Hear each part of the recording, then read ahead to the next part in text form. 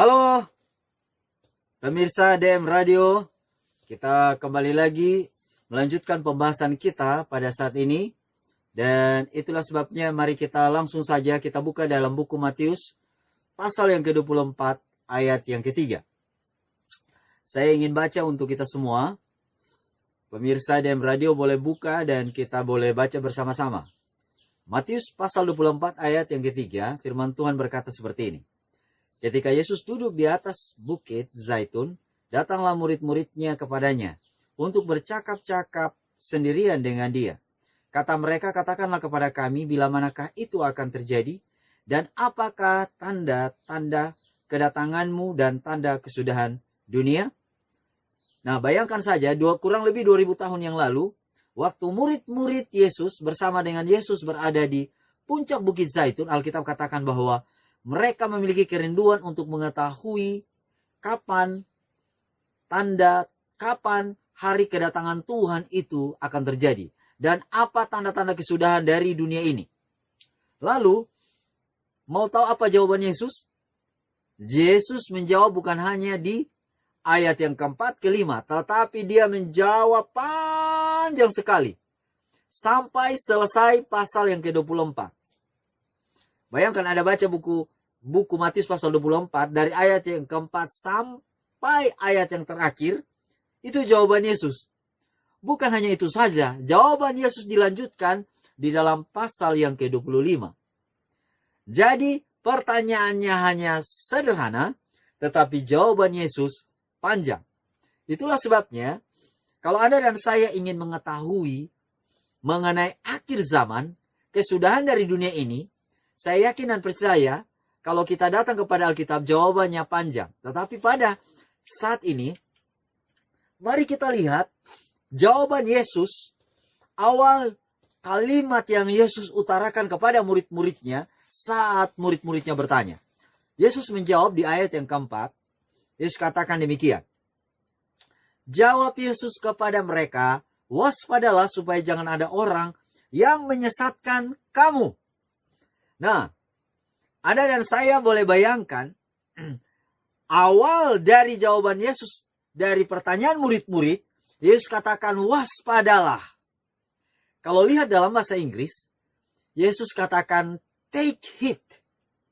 Take heed ini waspada supaya jangan ada orang yang menyesatkan kamu. Nah, saat ini saya tidak akan membahas mengenai waspada, tetapi yang saya mau katakan adalah sehubungan dengan kalimat Yesus kepada murid-muridnya, yaitu jangan ada orang yang menyesatkan kamu. Pertanyaan saya di sini adalah, menurut Anda dan saya, pemirsa DM Radio, kira-kira orang yang dimaksud ini manusia atau binatang? Oh, sudah jelas manusia. Tapi lebih spesifiknya, orang di sini laki-laki atau perempuan? Maka Anda akan jawab, ya laki-laki dan perempuan lah. Apakah Anda yakin laki-laki dan perempuan? Mari kita lihat. Dalam bahasa Inggrisnya, Tuhan Yesus bilang begini. Take heed that no man deceive you. Man di sini adalah laki-laki, bukan perempuan. Jadi, yang Yesus mau bilang, bukan take heed no woman deceive you. But Yesus bilang begini, take heed that no man deceive you. Artinya kalau mau diterjemahkan bahasa Indonesia, bukannya orang, tetapi waspadalah supaya jangan ada laki-laki yang menyesatkan kamu. Lalu pertanyaan muncul. Yang laki-laki di sini, tolong angkat tangan. Oke, saya tidak lihat ya. Tetapi Anda dan saya yang disebut laki-laki calon-calon penyesat. Amin. Jangan keras-keras bilang amin. Karena kenapa? Setan dengar. Dan ingat baik-baik, Anda dan saya mau yakin atau tidak yakin, Anda dan saya yang disebut dengan laki-laki, Anda dan saya adalah calon-calon penyesat. Kenapa? Karena kalaupun menikah, bukan perempuan kok kepala keluarga. Laki-laki kepala keluarga. Laki-laki itu yang disebut dengan kepala. Perempuan itu ikut saja. Ikut. Jadi, kalau seandainya Anda yang sekarang ini disebut dengan laki-laki, belajar untuk mengambil keputusan, Namun keputusan Anda itu jangan menggunakan otak Anda sendiri, tetapi harus menggunakan otak Tuhan. Oh, bagaimana caranya? Caranya kita harus kembali kepada firman Tuhan. Anda dan saya yang disebut dengan laki-laki harus kembali kepada firman Tuhan. Karena kenapa? Karena kalau tidak, maka di dalam Markus 13 ayat 6 akan tergenapi. Oh, apa bunyinya? Bunyinya seperti ini. Di dalam Markus 13 ayat 6 dikatakan bahwa dalam bahasa Inggrisnya, "For many shall come in my name, saying I am Christ, and shall deceive many." Jadi, kalau lihat, dia bilang ada banyak yang datang menggunakan namaku dan katakan aku Kristus, dan akan menyesatkan banyak orang. Bayangkan saja, Alkitab sendiri mengatakan bahwa akan ada yang datang menggunakan nama Kristus dan menyesatkan, lalu ada banyak yang disesatkan. Banyak yang menyesatkan dan banyak yang disesatkan. Nah, itulah sebabnya kalau Anda pergi ke ayat yang ke-22, di situ dikatakan bahwa Markus 13 ya, sebab Mesias-Mesias palsu dan nabi-nabi palsu akan muncul. Mereka akan mengadakan tanda-tanda mujizat-mujizat dengan maksud sekiranya mungkin menyesatkan orang-orang pilihan. Mau Anda yakin atau tidak yakin, yang disebut dengan umat manusia hidup di akhir zaman akan menjadi calon menyesatkan dan akan menjadi calon disesatkan. Dan jumlahnya ini tidak tanggung-tanggung dibilang Alkitab. Jumlahnya berapa? Alkitab nggak bilang 100 orang. Alkitab tidak menggunakan, tidak bilang 1000 orang. Tidak bilang 1.000.000 orang, 1 miliar orang. Tetapi Alkitab mengatakan banyak. Sekarang saya mau tanya Anda dan saya yang mendengarkan pekabaran pada saat ini. Menurut Anda ini banyak, ini mayoritas atau minoritas? Tolong jawab. Minoritas. Siapa bilang? Mayoritas. Kalau demikian, maka saya ingin membawa pikiran Anda kepada pertanyaannya adalah, menurut Anda dan saya, di dunia ini mayoritasnya agama apa? Mayoritas agama apa? Jumlah penduduk ada 7,8 miliar. Tetapi mayoritasnya agama apa?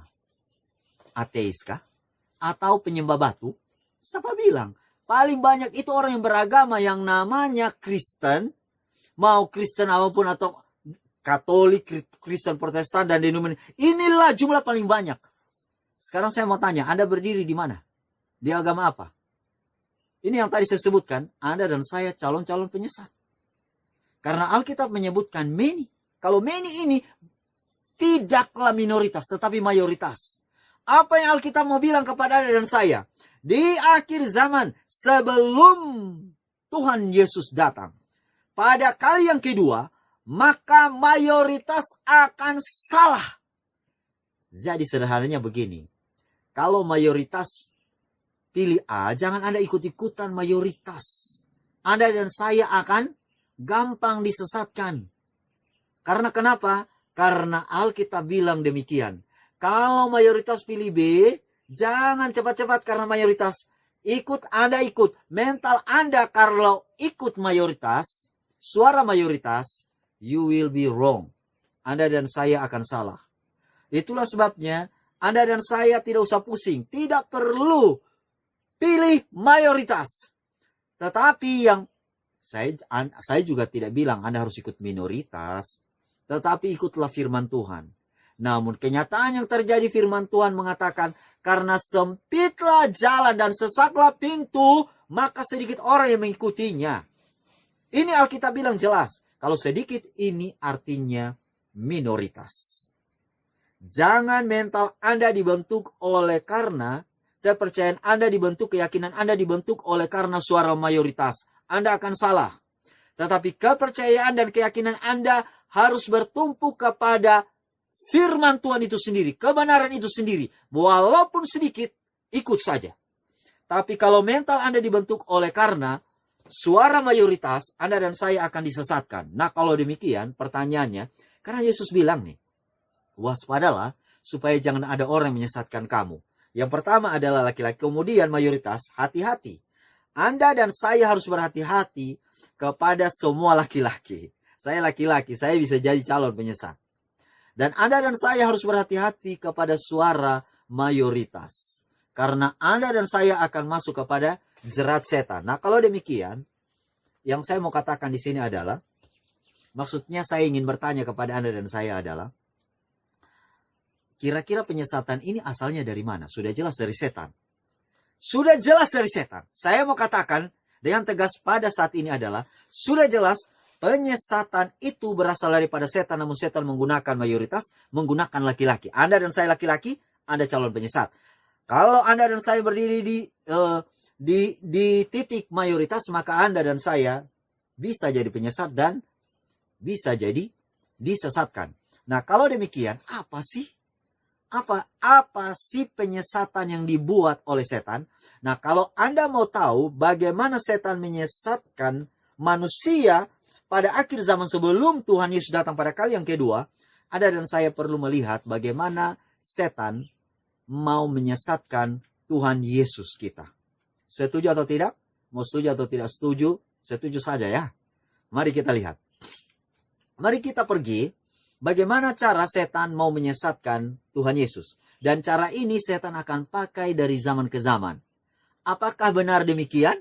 Oh, setan memiliki banyak sekali cara untuk menyesatkan Anda dan saya. Tetapi dia memilih ada 3 cara penyesatan yang sangat efektif dari waktu ke waktu. Sejak manusia jatuh ke dalam dosa,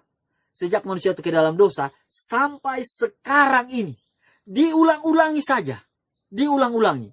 Dan yang anehnya adalah, manusia selalu jatuh kepada cobaan yang sama. Kepada penyesatan yang sama. Apakah cara penyesatan dan pencobaan yang setan buat itu? Mari kita lihat cara setan menyesatkan Tuhan Yesus. Kita pergi ke buku Matius pasal yang keempat. Mari kita baca mulai dari ayat yang kedua sampai ayat yang keempat. Ini yang pertama. Saya akan baca untuk Anda dan saya. Anda dan saya boleh dengar. Kalau ada Alkitab silakan buka. Di situ dikatakan demikian. Dan setelah berpuasa 40 hari dan 40 malam, akhirnya laparlah Yesus.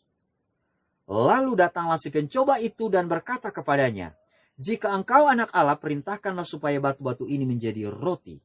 Tetapi Yesus menjawab, "Ada tertulis, manusia hidup bukan dari roti saja, tetapi dari setiap firman yang keluar dari mulut Allah." Pada penyesatan yang pertama, ketika setan arahkan ini kepada Tuhan Yesus, perhatikan baik-baik. Ini adalah penyesatan yang pertama, di mana situasinya Yesus berada di padang gurun dan dia sedang berpuasa. Dan Alkitab mengatakan bahwa 40 hari 40 malam Yesus berpuasa dan laparlah Yesus. Kalau Anda baca di dalam buku Kerinduan Segala Zaman jilid 1 pasal yang ke-12, di situ dikatakan bahwa tubuh Yesus ini kurus kering. Sehingga kalaupun ada yang sempat mengenal dia dengan melihat kondisi Yesus pada waktu itu, orang-orang sampai kaget dan bahkan mereka pikir ini bukan Tuhan Yesus. Karena sangat kurus. Bayangkan saja 40 hari 40 malam Yesus berpuasa. Dan pada waktu itu datanglah setan. Nah, perhatikan baik-baik. Setan selalu datang pada situasi di mana dia pikir dia bisa menjatuhkan. Dia bisa menjatuhkan manusia. Ingat baik-baik.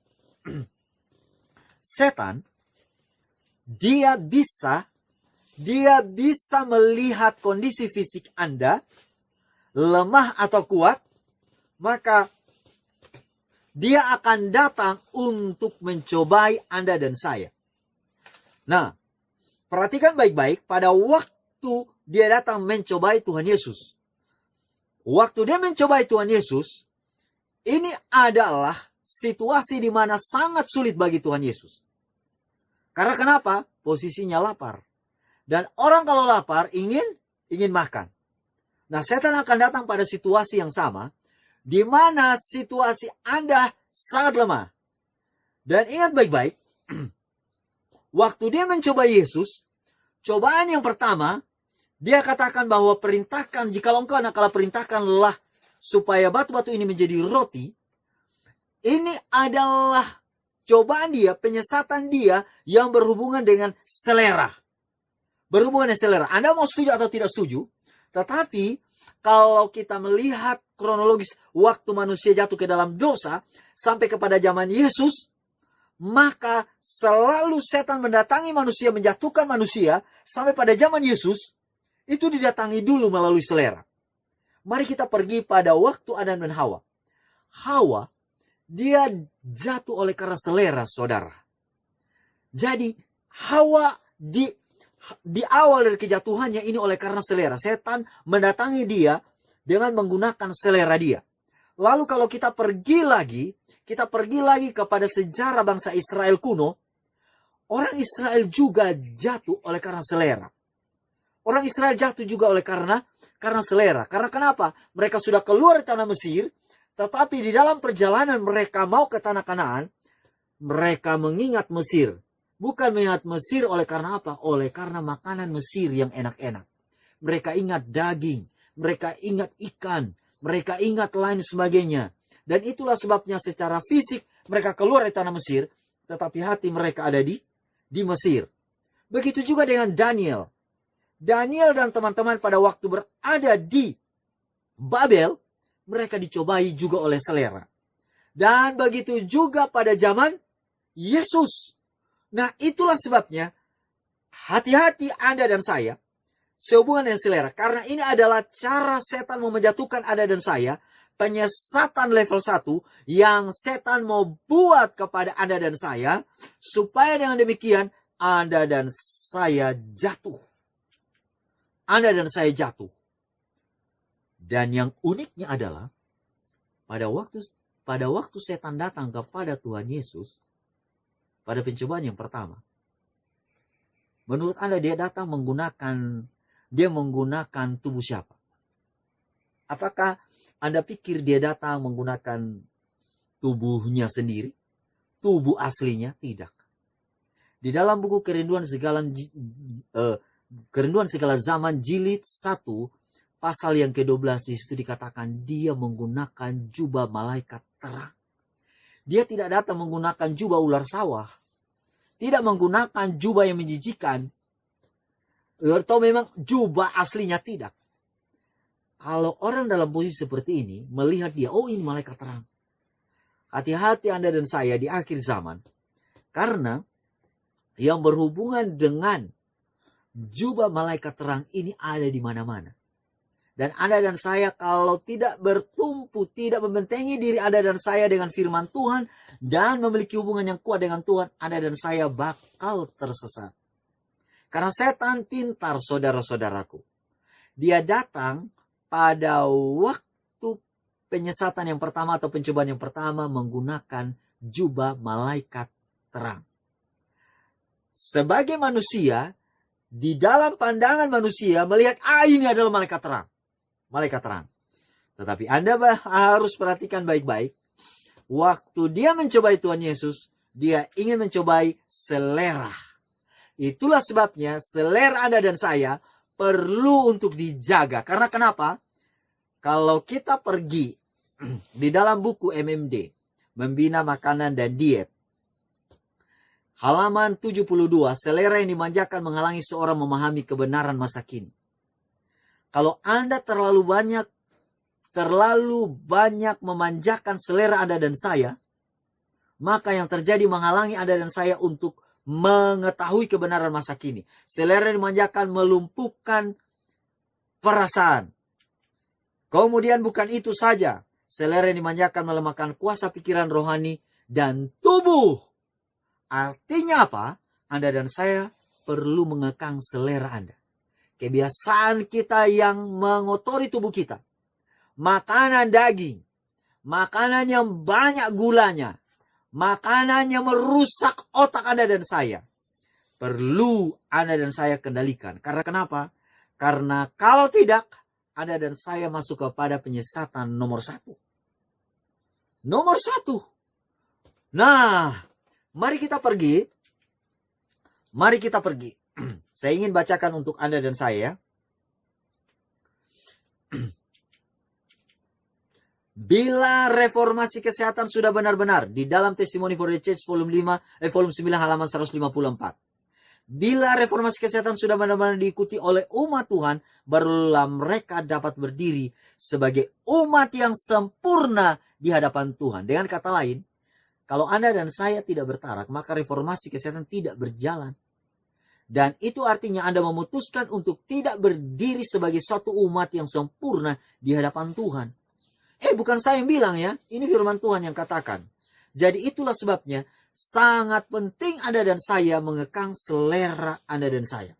Karena kenapa? Karena setan tahu ada mayoritas, ada begitu banyak anak manusia, ada begitu banyak umat Tuhan yang jatuh oleh karena selera.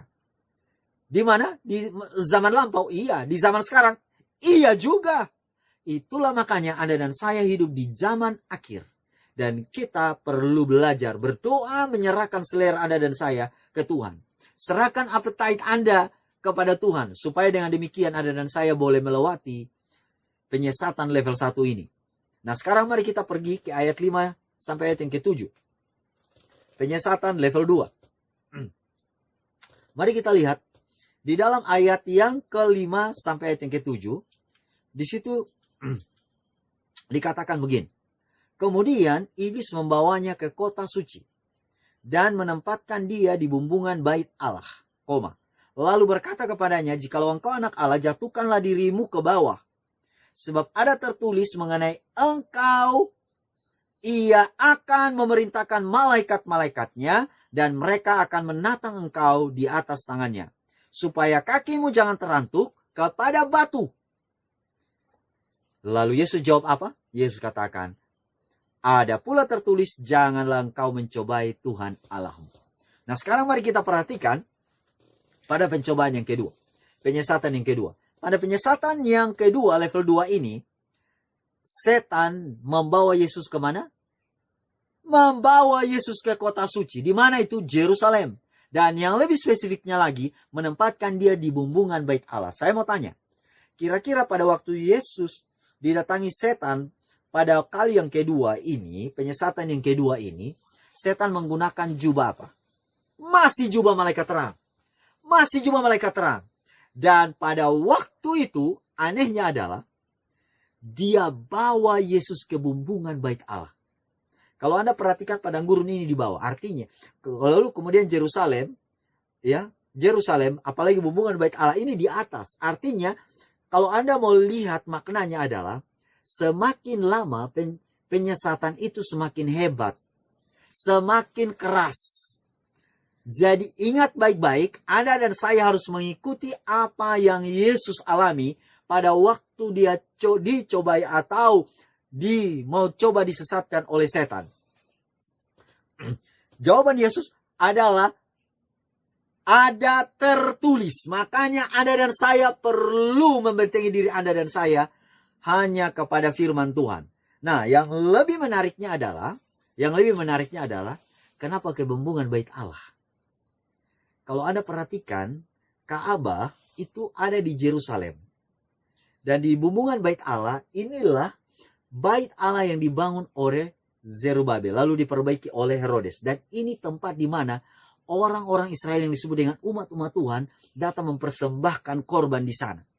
Dan setan membawa Tuhan Yesus ke bumbungan bait Allah. Ke bumbungan bait Allah. Lalu setan bilang sama Tuhan Yesus, jatuhkan dirimu, maka malaikat-malaikat akan diperintahkan untuk menatang engkau. Nah mari saya kasih tahu. Di bumbungan, di bait Allah, ini tempat tinggal siapa? Kalau Anda perhatikan bait Allah, di sekitar bait Allah, ini adalah tempat tinggal dari para imam. Para imam, orang-orang Lewi, yang siang malam melayani di bait Allah. Sekarang saya mau tanya, apakah para imam ini mereka mengakui bahwa Yesus adalah anak Allah? Mana? Tidak. Mereka menolak. Mereka bilang, Tuhan Yesus itu adalah orang Nazaret. Anak dari si Yusuf dan si Maria itu. Jadi mereka tidak percaya Yesus itu adalah Mesias. Nah, pada waktu setan membawa Yesus ke bumbungan Allah, setan tahu bahwa sebagai manusia ingin diakui. Poin yang pertama yang setan mau bilang kepada Anda dan saya dan kepada kita semua, manusia ingin diakui dan dihargai. Saya kurus, kalau dibilang orang kurus, kau kurus. Saya kulit hitam, kalau dibilang hitam tersinggung. Orang kurus dibilang kurus tersinggung. Orang godek dibilang godek tersinggung. Orang yang berpenyakitan bilang, hei si penyakit, tersinggung. Orang gigi offside dibilang gigi offside, tersinggung. Kelemahannya, kalau sudah dibilang walaupun jujur, tetap saja tersinggung. Karena kenapa? Manusia pada umumnya ingin dihargai. Ingin dihargai. Dan setan mengetahui ini. Ilmu jiwa, setan mengetahui ini. Lalu pada waktu itu, orang-orang yang mengaku orang-orang pilihan, apalagi yang melayani siang malam di Ka'bah, mereka tidak hargai Yesus. Mereka jangankan hargai, tidak akui dia sebagai anak Allah. Lalu setan hanya mau bilang, kalau kau mau diakui, gampang. Kan kamu punya pasukan malaikat.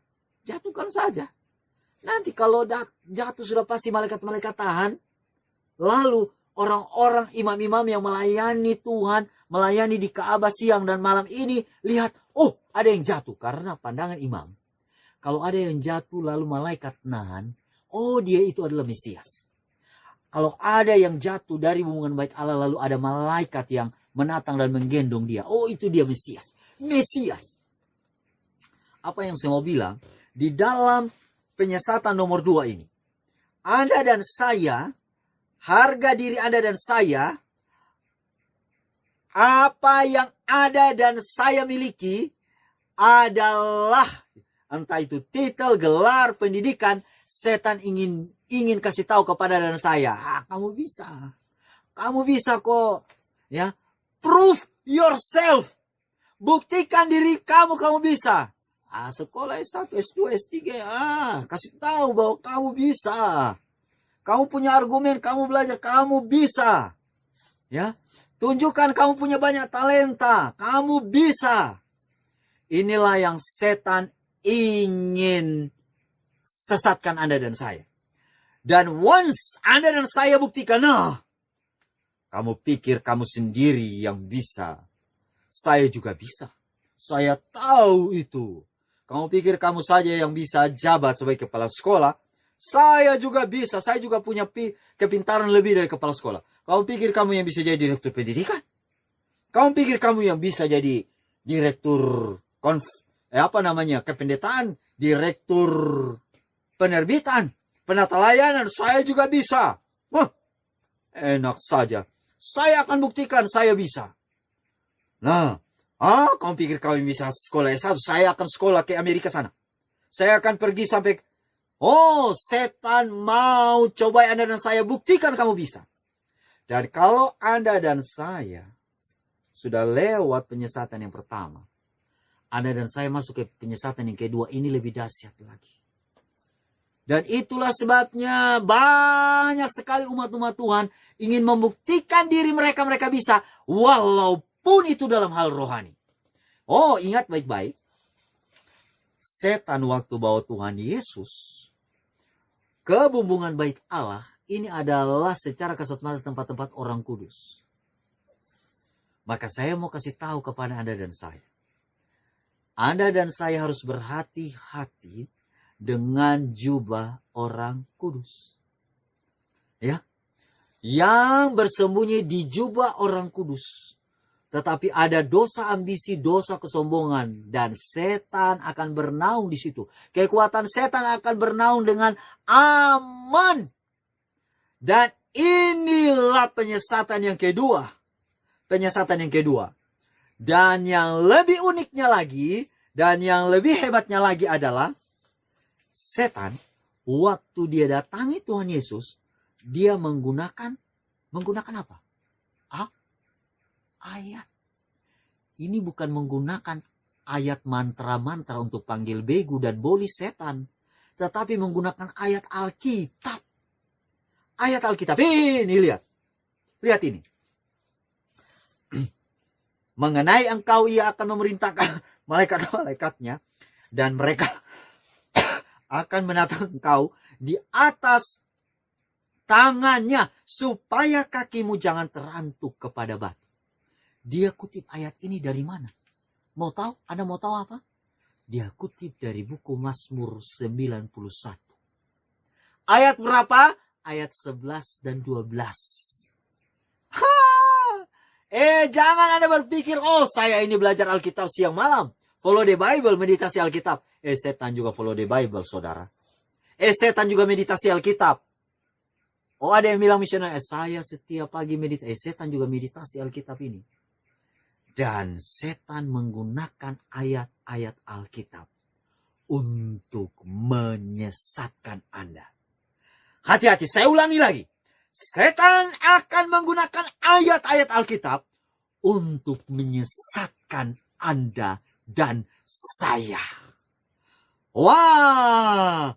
Kalau Anda dan saya tidak membentengi diri Anda dan saya dengan firman Tuhan, bulan-bulanan, tidak ada ampun.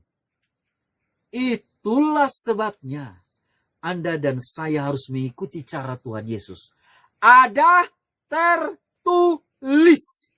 Setan, anehnya dia menggunakan ayat Alkitab. Kalau Anda lihat kutipan setan, di dalam buku Matius pasal yang keempat ayat 5-7, waktu dia mengutip ayat, dia hilangkan sebagian. Dia falsify. Coba perhatikan itu. Ya, saya baca dalam buku Mazmur 11 ayat 12 ya. Sebab malaikat-malaikatnya akan diperintahkannya kepadamu untuk menjaga engkau di segala jalanmu. Mereka akan menata engkau di atas tangannya, supaya kakimu jangan terantuk kepada batu. Setan kutip ini juga, tetapi dia hilangkan sebagian. Nah, apa yang terjadi pada zaman ini? Dia juga datang menggunakan ayat Alkitab, tetapi ada sebagian yang dihilangkan. Itulah sebabnya Anda dan saya hidup di akhir zaman. Anda dan saya perlu datang kepada Alkitab yang disebut dengan bahasa asli. Oh, memangnya bahasa asli Alkitab ditulis dalam bahasa apa? Perjanjian Lama Ibrani dan Perjanjian Baru itu Yunani. Perjanjian Lama ada juga Aramaiknya. Loh, kalau begitu apakah saya harus pelajari itu?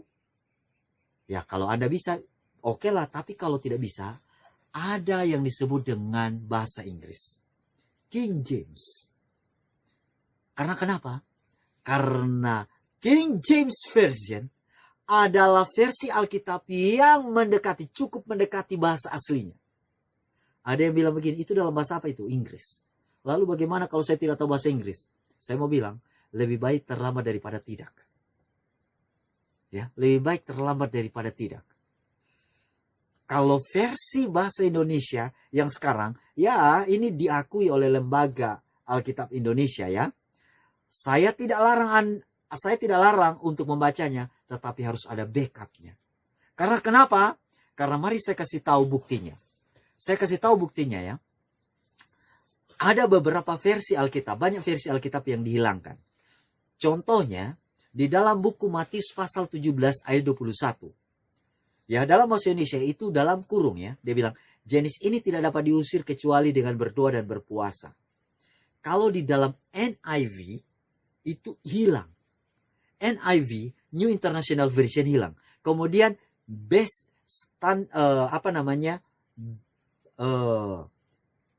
Standard Basic English, ya kan? Itu juga hilang. Ada beberapa versi Alkitab dalam bahasa Inggris apalagi yang modern yang dipermudah itu hilang. Saya sudah cek itu hilang. Tetapi di dalam King James itu tidak hilang. Ya, di dalam Matius 17 ayat 21 ini tidak hilang. Dan juga American Standard Bible itu juga masih ada ya. Tetapi yang paling mendekati itu adalah King James Version. Nah, di dalam King James Version Matius 17 ayat 21, how bid this kind got not out but by prayer and fasting. Nah, kemudian yang dihilangkan lagi, bayangkan saja, ada begitu banyak ayat Alkitab yang di dalam New International Version yang paling banyak digunakan oleh manusia-manusia pada zaman sekarang ini, orang-orang Kristen itu hilang. Matius 23 ayat 14 ini juga hilang. Itu di dalam bahasa Indonesia, celakalah kamu hai ahli Taurat dan orang-orang Farisi, hai kamu orang-orang munafik, sebab kamu menelan rumah janda sedang kamu mengelabui mata orang dengan doa yang panjang-panjang. Sebab itu kamu pasti akan menerima hukuman yang lebih berat. Dalam New International Version itu hilang. Lalu Markus 7 ayat 16. Barang siapa bertelinga untuk mendengar, hendaklah ia mendengar. Dalam New International Version dan beberapa versi bahasa Inggris sekarang, modern sekarang, itu hilang, saudara-saudara. Lalu Markus 9 ayat 44 dan Markus 9 ayat 46 itu juga hilang dalam beberapa versi bahasa Inggris zaman sekarang, termasuk New International Version juga hilang. Dalam bahasa Indonesianya, di tempat itu ulatnya tidak akan mati dan apinya tidak akan padam. Itu hilang dalam beberapa versi Alkitab bahasa Inggris, termasuk New International Version. Lalu di dalam 40 ayat 46 Markus 9, di tempat itu ulatnya tidak, oke itu sama ya. Tetapi di dalam King James Version itu masih tetap ada. Lalu Markus 11 ayat 26 itu juga hilang. Kenapa saya ingin menunjukkan ayat demi ayat ini supaya Anda dan saya perlu mendengar dan mempelajarinya. Markus 11 ayat 26, tetapi jika kamu tidak mengampuni, maka Bapamu yang di sorga juga tidak akan mengampuni kesalahan-kesalahanmu.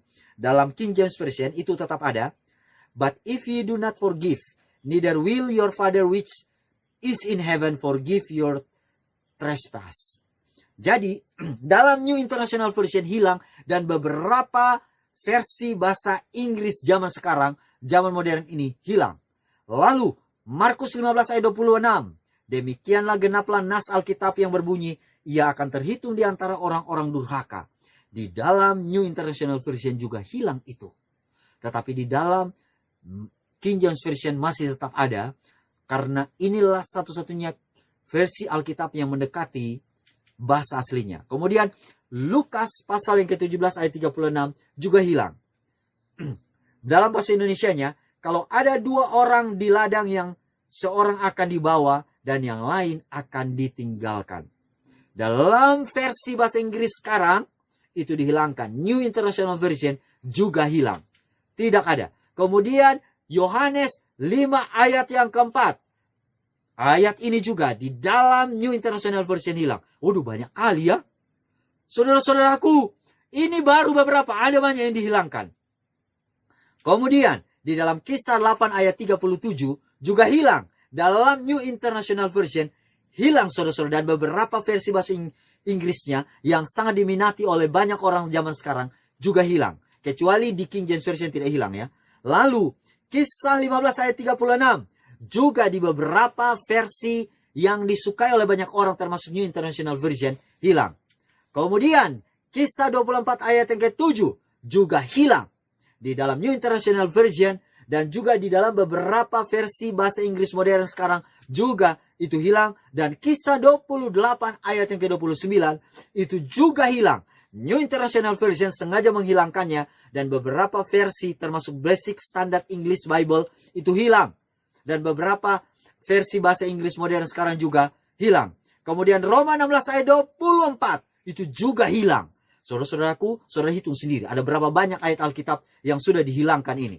Lalu, yang berikutnya, 1 Yohanes 5 ayat yang ke-7 juga hilang.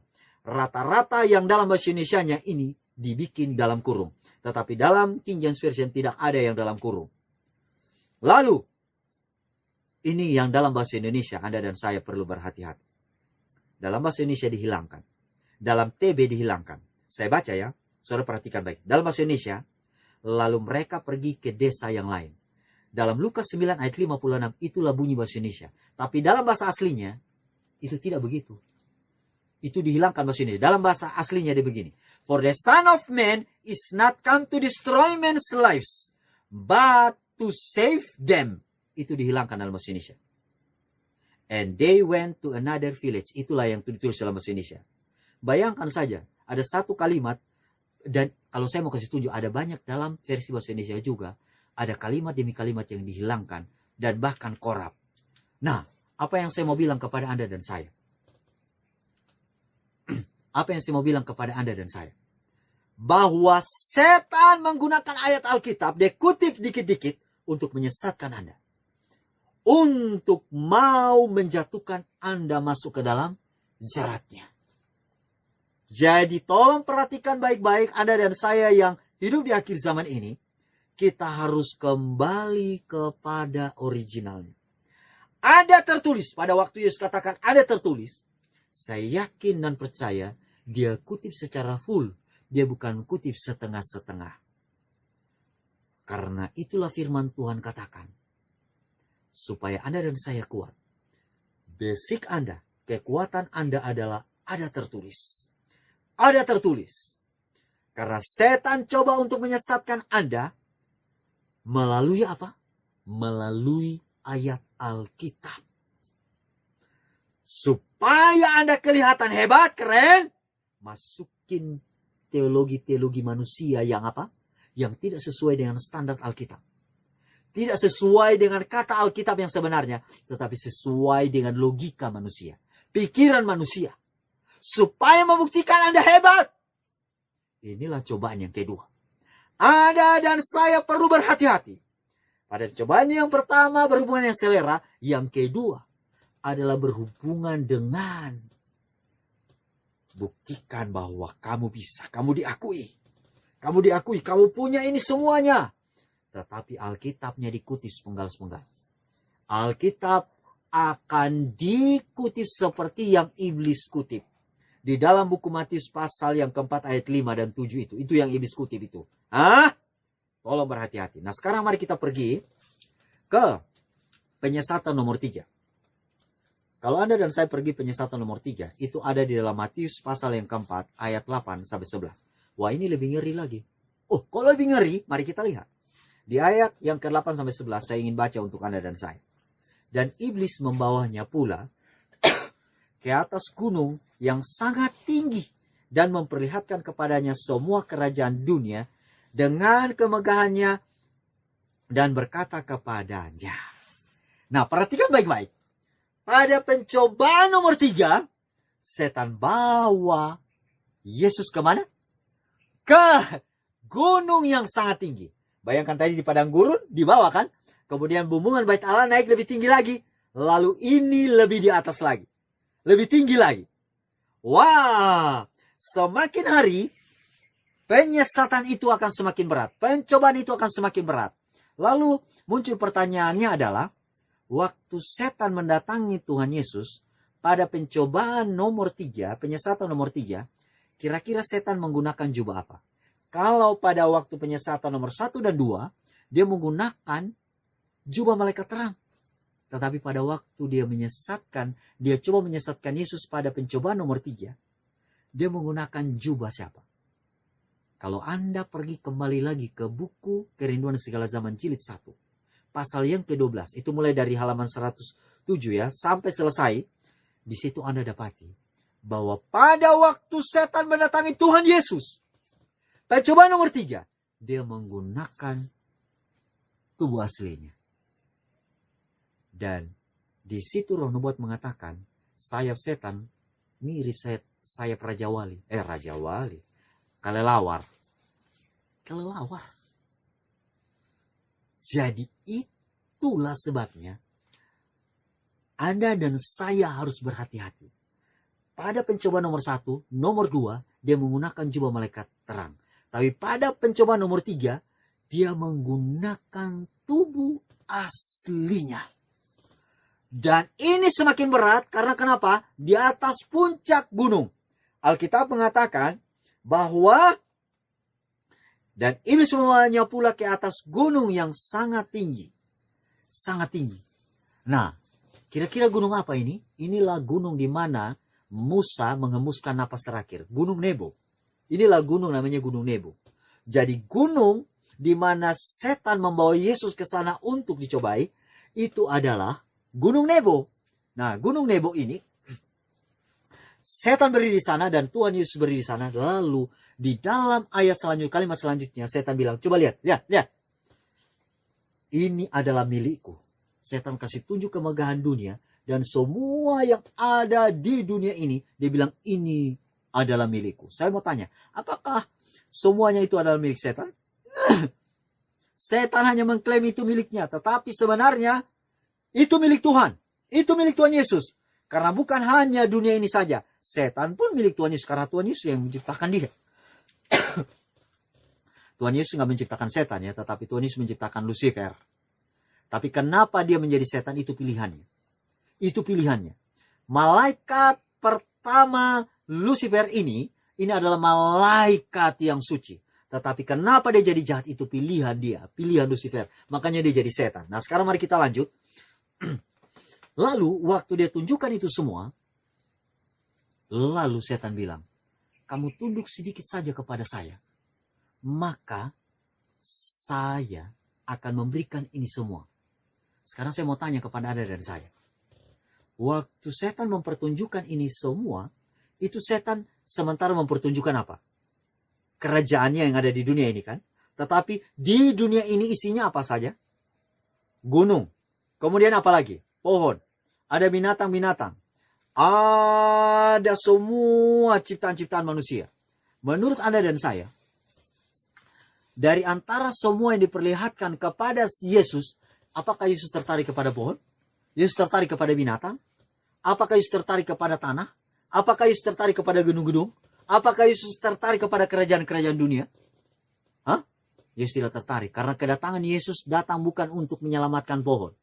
Kedatangan Tuhan Yesus datang ke dunia untuk bukan menyelamatkan anjing.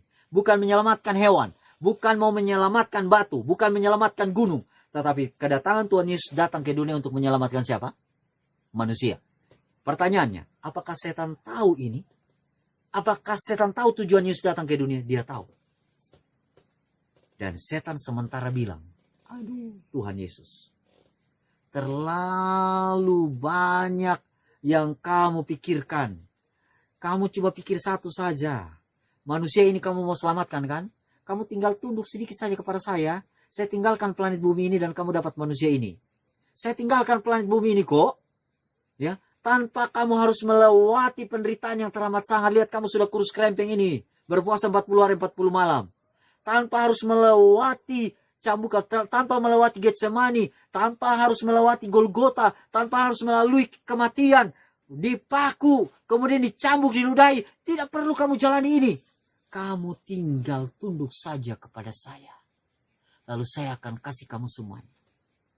Poin yang pertama yang saya mau bilang. Hati-hati Anda dan saya di akhir zaman tentang kenyamanan. Kenyamanan akan menjerat Anda dan saya untuk tidak setia kepada Tuhan. Karena poin yang pertama yang ingin saya angkat di dalam pencobaan penyesatan nomor 3 ini adalah sebuah kenyamanan, comfort zone. Hati-hati umat-umat Tuhan yang suka dengan kenyamanan. Kenyamanan ini bisa menyesatkan Anda dan saya.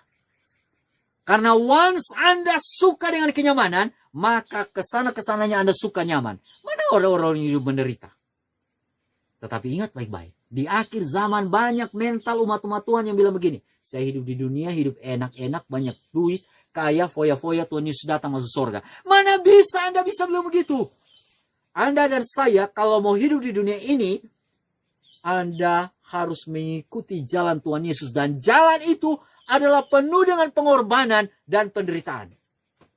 Hidup mengikuti Tuhan adalah hidup penuh pengorbanan. Sama seperti garam. Garam itu sekali taruh di sayur, tidak nampak lagi. Karena apa? Dia berkorban, dia tidak nampak.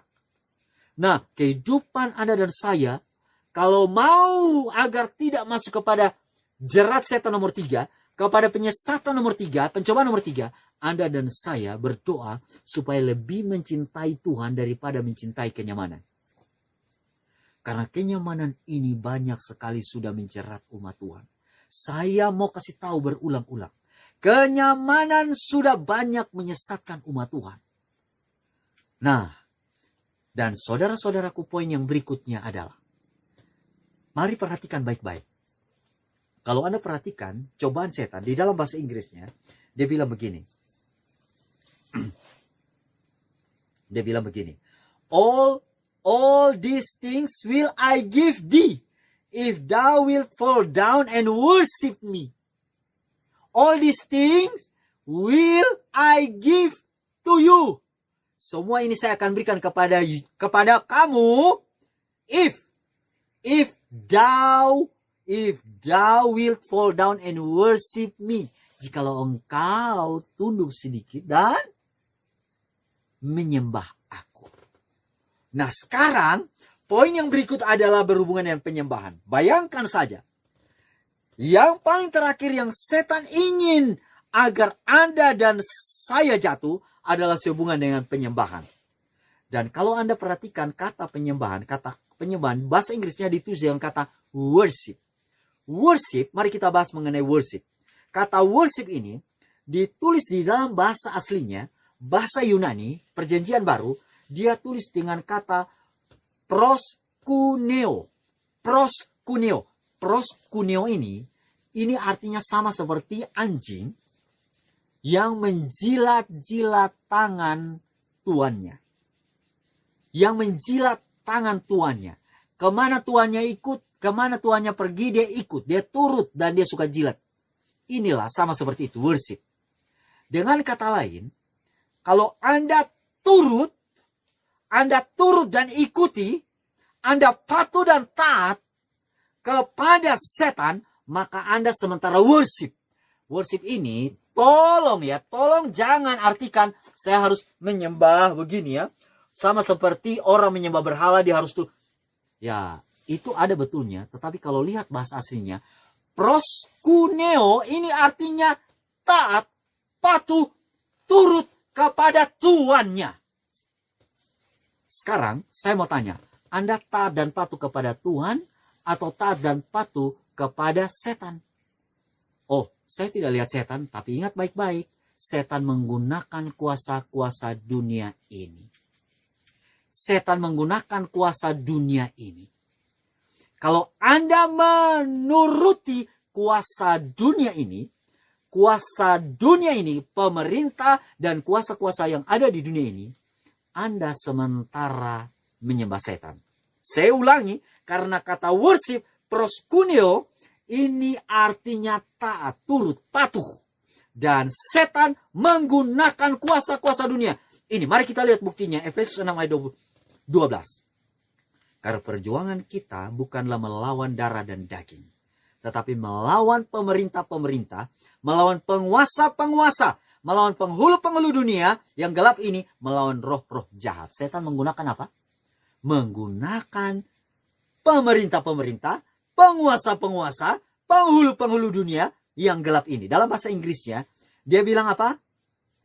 For we wrestle not against flesh and blood, but against principalities, against power, against the ruler of the darkness of this world, against spiritual wickedness in high place. Oh, perhatikan baik-baik apa yang dibilang. Kalau Anda menurut dengan apa yang sementara dunia kasih tahu, taat kepada apa yang dunia kasih tahu, taat kepada apa yang dikasih tahu oleh kuasa-kuasa dunia ini, penguasa-penguasa dunia ini, maka Anda sementara menyembah setan. Nah, bagaimana caranya? Mari saya baca kutipan. Kita datang kepada penyesatan setan nomor 3, dan poin setan adalah berhubungan dengan hari ibadah. Dari mana saya tahu? Mari saya baca untuk Anda di dalam buku The Great Controversy, halaman 605, tahun 1911. Hari Sabat akan menjadi ujian kesetiaan yang besar, karena masalah kebenaran inilah yang terutama dipertentangkan. Bila mana ujian terakhir akan dihadapkan kepada manusia, maka garis pemisah yang dibuat antara mereka yang melayani Allah dengan mereka yang tidak melayaninya. Pada waktu pemeliharaan Sabat yang palsu dijadikan sebagai undang-undang negara yang bertentangan dengan hukum keempat, akan menjadi sumpah setia kepada kekuasaan yang menentang Allah. Maka pemeliharaan hari Sabat yang benar menurut hukum Allah menjadi satu bukti akan kesetiaan kepada Sang Pencipta. Sementara satu golongan dengan menerima tanda menyerah kepada kuasa duniawi, menerima tanda binatang itu, maka golongan yang lain yang memilih tanda kesetiaan kepada wewenang ilahi akan menerima meterai Allah itu. Sekarang saya mau tanya, berhubungan dengan penyembahan, berhubungan dengan hari ibadah. Dan firman Tuhan mengatakan, di dalam Great Controversy halaman 605 mengatakan, bahwa hari Sabat akan menjadi ujian kesetiaan besar. For you and me, bagi Anda dan saya. Itulah sebabnya Anda mau taat kepada dunia atau mau taat kepada Tuhan. Hukum yang keempat. Hukum yang keempat, ingat dan kuduskan hari Sabat. Hari Sabtu bukan ibadah hari Minggu. Nah, itulah sebabnya pada waktu Yesus berada di dunia. Waktu Yesus berada di dunia, ini poin berikutnya ya. Sehubungan dengan penyembahan ini, hari penyembahan ini. Waktu Yesus berada di dunia, dia bilang kepada murid-muridnya dan kepada kita semua, berdoa. Berdoa untuk apa? Dia katakan, berdoa supaya waktu kamu melarikan diri itu jangan jatuh pada musim dingin dan jangan pada hari Sabat. Kenapa? Karena hari Sabat akan menjadi ujian terakhir, ujian kesetiaan, ujian paling besar di akhir zaman. Hukum keempat. Dan itulah sebabnya dia bilang berdoa supaya hari pelarianmu jangan jatuh pada hari Sabat. Tetapi sebelum Yesus bilang, sebelum jatuh pada hari Sabat, dia bilang apa dulu? Berdoalah supaya waktu kamu melarikan diri jangan jatuh pada musim dingin. Kalau Anda dan saya perhatikan, di dalam bahasa King James, versi King James, dia bilang, but pray ye that your flight be not in the winter. Winter ini salju. Indonesia ada salju kah? Tidak ada. Di Indonesia tidak ada musim salju. Apakah dia bilang, berdoalah supaya waktu kamu melarikan diri, jangan jatuh pada musim salju, dan jangan pada hari Sabat. Yang saya mau bilang di sini adalah, apakah ini hanya berlaku kepada orang yang tinggal di musim salju? Tidak. Berlaku kepada Anda dan saya. Karena kenapa? Yesus sementara menghubungkan, amarkan, berdoalah supaya hari pelarianmu jangan jatuh pada musim dingin. Musim dingin tidak ada di Indonesia. Tetapi di Indonesia ada bencana. Karena musim dingin ini identik dengan situasi yang menekan.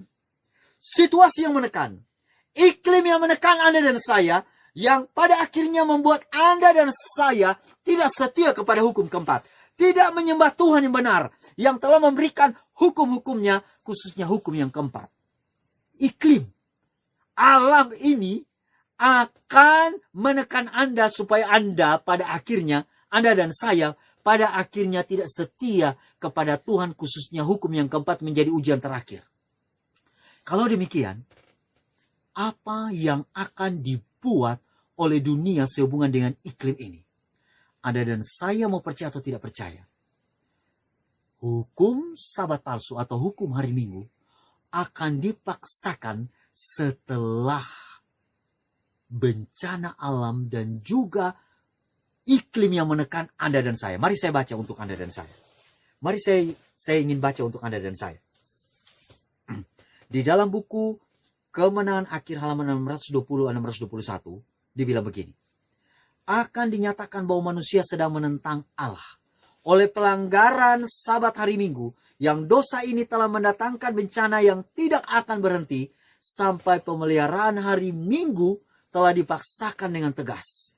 Dan bahwa mereka yang menyatakan tuntutan hukum yang keempat itu dengan demikian merusakkan penghormatan kepada hari Minggu adalah perusuh-perusuh manusia yang mencegah pemulihan perkenanan ilahi dan kemakmuran dunia.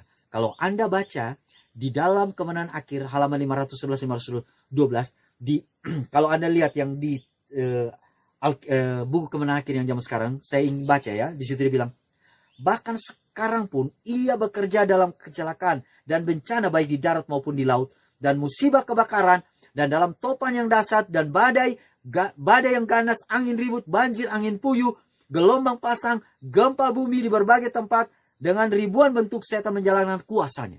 Bayangkan, setan membuat iklim ini menjadi bencana bagi Anda dan saya.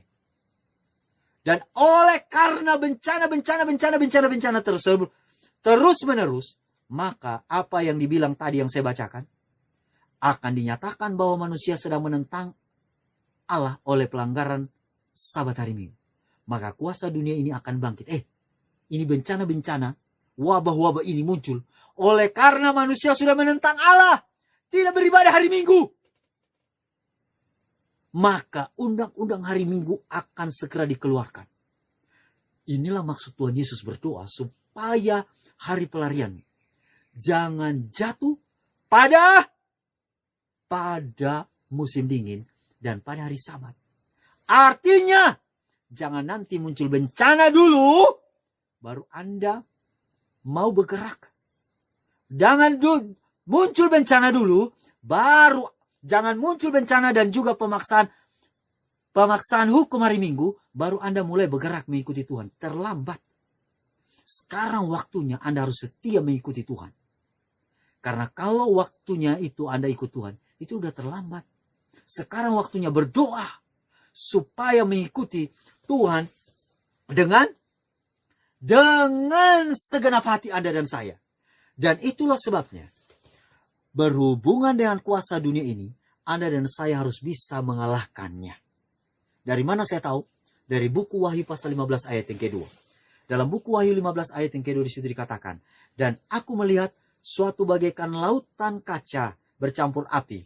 Dan di tepi lautan kaca itu berdiri orang-orang yang telah mengalahkan binatang itu dan patungnya dan bilangan namanya. Dan pada mereka ada kecapi Allah. Artinya Alkitab sementara mau bilang kepada Anda dan saya. Alkitab mau bilang kepada Anda dan saya untuk mengalahkan binatang, untuk mengalahkan patungnya dan bilangan namanya. Anda dan saya perlu kalahkan ini. Karena kalau Anda tidak kalahkan, maka yang terjadi adalah Anda dan saya justru menyembah mereka, mengikuti. Dan untuk mengalahkan mereka, binatang, patungnya, dan namanya, bilangan namanya, Anda dan saya tidak boleh menurut agenda mereka. Karena kalau Anda dan saya menurut agenda mereka, maka Anda dan saya akan tidak setia kepada Tuhan, dan Anda dan saya akan mengikuti ibadah hari Minggu. Nah, itulah sebabnya, kalau Anda dan saya mau mengetahui bagaimana caranya mengalahkan binatang itu, bagaimana caranya untuk mengalahkan bilangan binatang itu, dan bagaimana cara untuk mengalahkan patung binatang itu, maka caranya gampang, saudara-saudaraku. Caranya adalah ikut saja apa yang Alkitab bilang. Caranya ikut saja Alkitab bilang. Binatang dalam Alkitab itu merujuk kepada dua negara yang akan berkuasa sebelum Tuhan Yesus datang, yaitu Vatikan dan juga Amerika Serikat.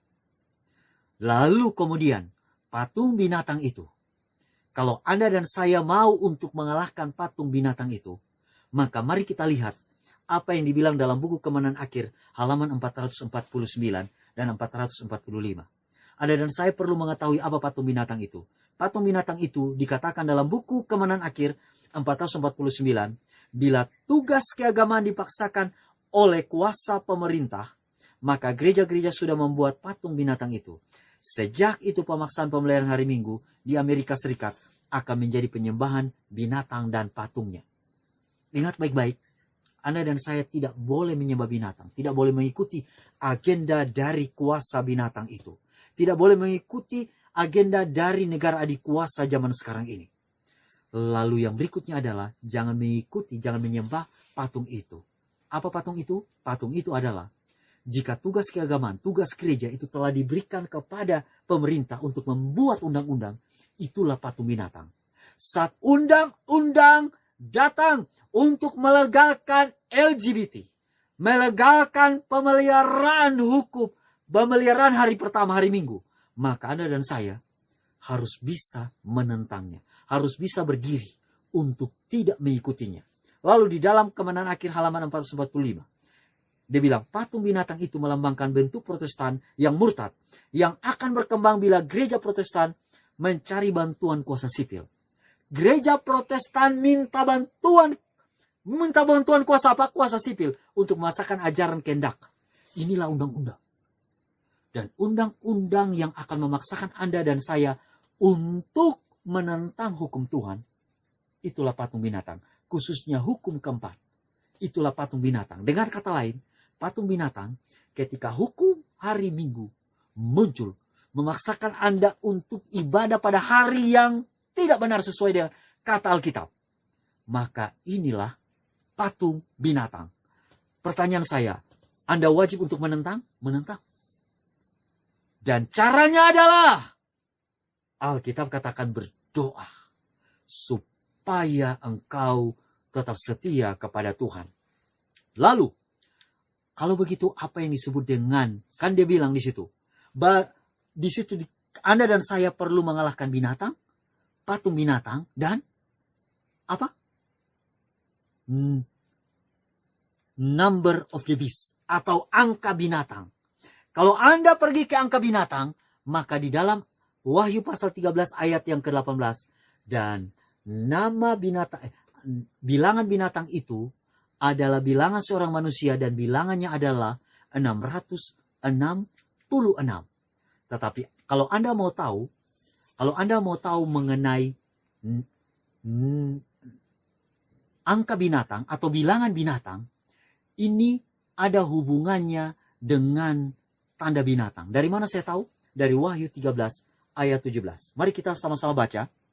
Di dalam Wahyu 13 ayat 17. Dan tidak seorang pun yang dapat membeli atau menjual selain daripada mereka yang memakai tanda itu, yaitu nama binatang itu atau bilangan namanya. Alkitab sementara bilang, tanda binatang atau nama binatang itu atau bilangan binatang. Bilangan binatang itu adalah 666. Tanda binatang itu dibilang di dalam buku Testimony for the Church, volume 8, halaman 117, itu adalah hari Minggu. Lalu buku Evangelis halaman 234, tanda binatang itu adalah tanda Sabat Kepausan, itulah hari Minggu. Nah, kalau begitu, angka binatang ini berhubungan dengan angka, saudara-saudara. Karena di dalam buku Wahyu 13 ayat ke-18 dikatakan bahwa bilangan binatang itu adalah bilangan seorang manusia, dan bilangannya adalah 666. Secara sederhana saya mau katakan bahwa semua yang berhubungan dengan angka, berhubungan dengan hitungan, ini adalah angka binatang itu. Termasuk ekonomi sekarang ini yang sudah dikuasai oleh dunia. Sistem finansial ini, saudara-saudaraku, merujuk kepada angka binatang. Angka binatang. Dan Anda dan saya harus bisa menggunakan kuasa Tuhan untuk mengalahkannya.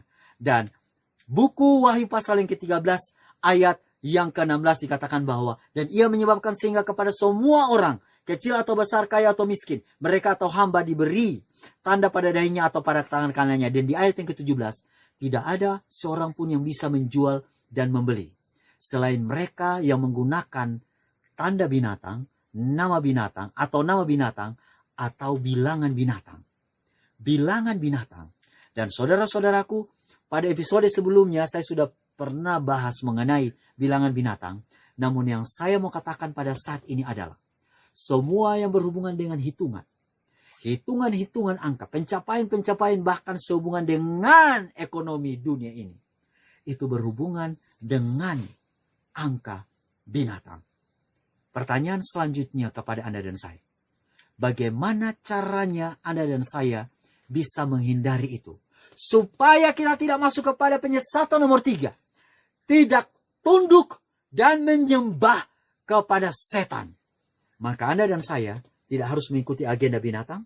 Anda dan saya harus menolak undang-undang dunia ini, dan Anda dan saya harus bisa menghindari dari penggunaan uang. Saya mau tanya, bisa Anda hidup tanpa uang? Bisa? Bagaimana caranya? Nah, saya mau kasih solusi. Firman Tuhan kasih tahu di dalam buku Selected Messages, buku yang kedua halaman 356, dan juga Adventist Home halaman 132 dan 133. Saya ingin baca dalam Adventist Home 132-133.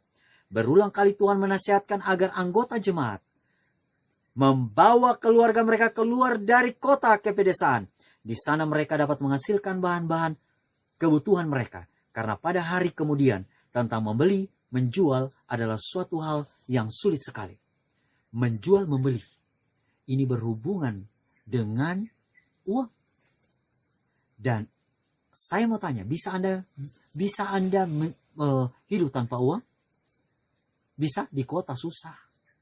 Tidak akan pernah bisa Anda hidup tanpa uang di kota. Tidak akan bisa. Hanya orang yang tinggal di desa bertani, kemudian menanam, kemudian mencangkul, maka dia akan bisa bertahan hidup. Karena kenapa?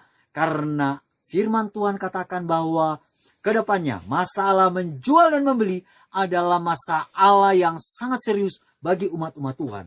Itulah sebabnya amaran bagi Anda dan saya, keluarlah dari kota-kota sesegera mungkin, dan belilah sebidang kecil tanah, di mana kamu dapat berkebun, dan di mana anak-anakmu dapat melihat bunga-bunga, bertumbuh dan belajar daripadanya.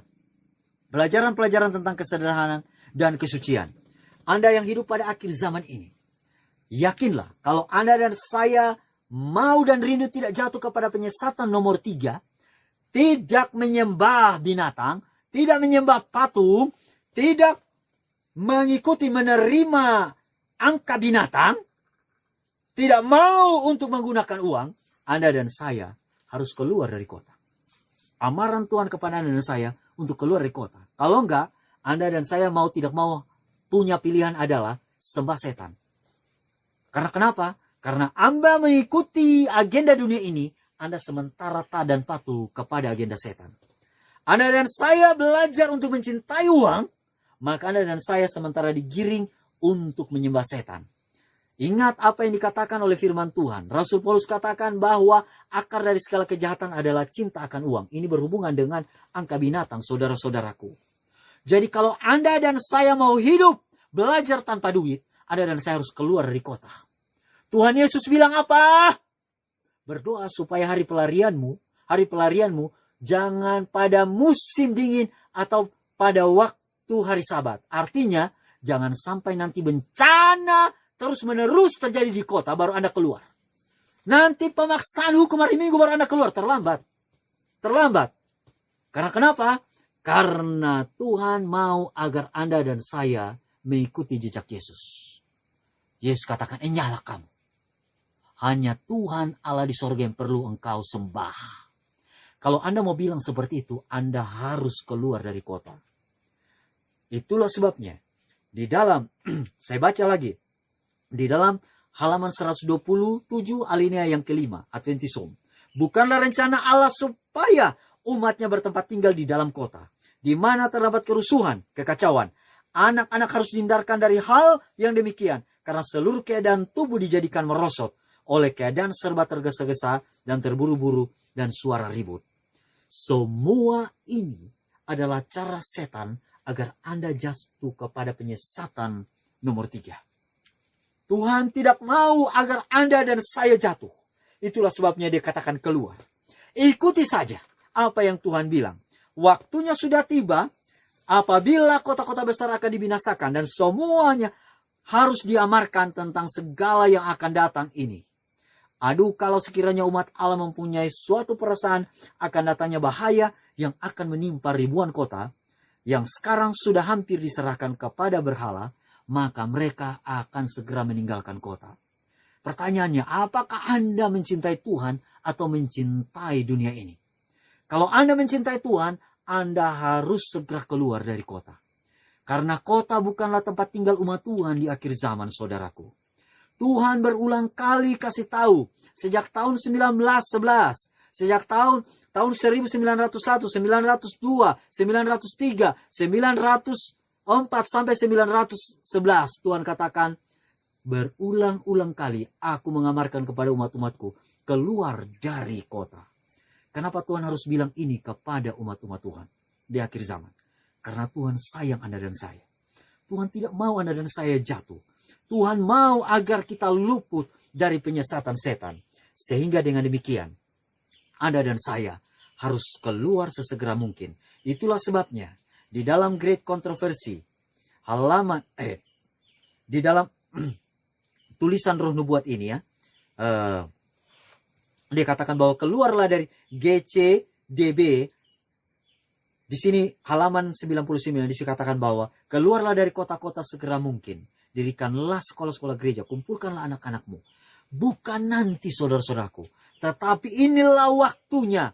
Dalam perkataan yang pasti Tuhan telah memperingatkan kita untuk tidak mendirikan lembaga apapun. Di mana? Di kota-kota. Tetapi dirikanlah itu di mana? Di desa.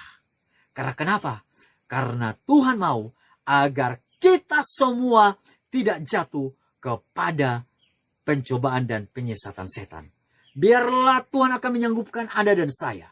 Sehingga Anda dan saya akan berdiri teguh di dalam jalur Tuhan, di agenda Tuhan. Dan Anda akan bilang, ada tertulis, hai setan, saya tidak akan jatuh. Ada tertulis, hai setan. Lalu yang berikutnya, Anda akan bilang, enyahlah setan. Untuk mau bilang, enyahlah setan, Anda perlu untuk berdoa sungguh-sungguh. Anda perlu dengan rendah hati mengikuti apa kata Tuhan. Bukan karena Anda punya jabatan. Bukan karena Anda punya gelar. Bukan karena sekolah tinggi. Tetapi oleh karena kita semuanya adalah umat Tuhan. Yang Tuhan mau selamatkan kita. Biarlah Tuhan memberkati kita. Adalah doa dan harapan kita. Mari kita berdoa. Bapa di sorga, terima kasih banyak Engkau telah menyertai kami. Kami manusia lemah, kami tahu bahwa setiap saat kami berhadapan dengan semua penyesatan setan. Ajarkanlah kami untuk membentengi diri kami dengan firman Tuhan. Untuk selalu berdoa sungguh-sungguh meminta pertolongan Tuhan. Agar hikmat dan bijaksana dari Tuhan menjadi bagian kami. Sehingga kami tidak akan menyembah patung binatang. Mengikuti agenda-agenda dunia ini. Dan kami juga tidak akan terpaut dan mencintai dunia ini. Mencintai uang dan segalanya. Tapi kami akan lebih mencintai Tuhan. Terima kasih Tuhan. Untuk pekabaran pada saat ini. Biarlah nama Tuhan akan selalu ditinggikan saja. Ini doa kami, di dalam nama Tuhan Yesus kami berdoa. Amin.